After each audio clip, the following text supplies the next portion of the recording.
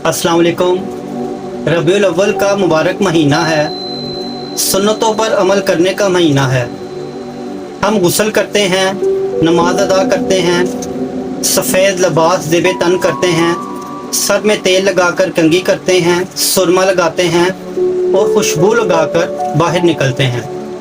जुलूस में शिरकत करते हैं, नान हलीम और हलवा की नियाज खाते हैं और फिर कुल्ली करके मसवाक करते हैं। इस तरह करने से हम मुतमईन हो जाते हैं कि हमने सुन्नत का हक अदा कर दिया है। आइए हम नबी करीम हज़रत मोहम्मद सल्लल्लाहु अलैहि वसल्लम की सीरत मुबारका के इन सादा व दरख्शां, रोशन और मुनव्वर पहलुओं का जायज़ा लेते हैं जो हमारे लिए क़यामत तक मीनार नूर हैं।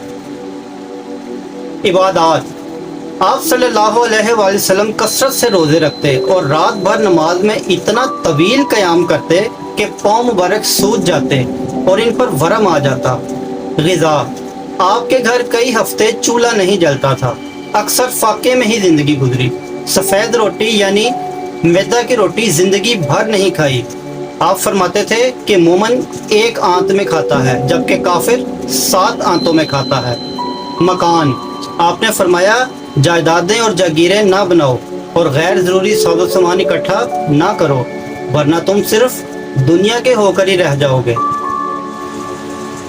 रहन सहन।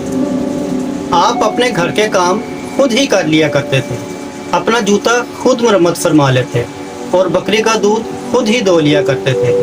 बिस्तर। आपका बिस्तर एक चमड़े का तकिया था जिसमें खजूर की छाल भरी हुई थी और जिस पर चटाई पर आप आराम फरमाते तो इसके खुरदरेपन की वजह से जिस्म अथर पर निशान पड़ जाते। तो आप फरमाते अगर मैं चाहूँ तो सोने चांदी के पहाड़ मेरे साथ चलें, मगर मैंने सादगी और आजिज़ी का रास्ता इख्तियार किया है। वफ़ात।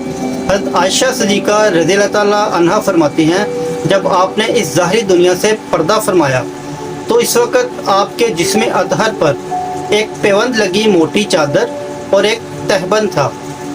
हज़ारों दरूद व हज़ारों सलाम बरूहे मोहम्मद अलैहि सलाम।